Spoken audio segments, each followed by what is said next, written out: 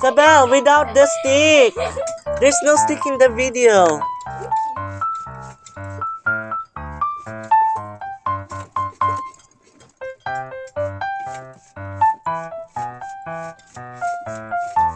Ah!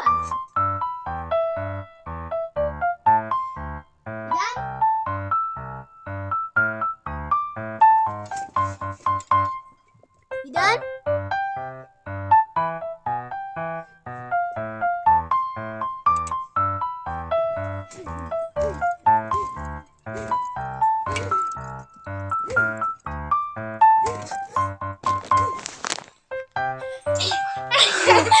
You're shaking the bed, not too much.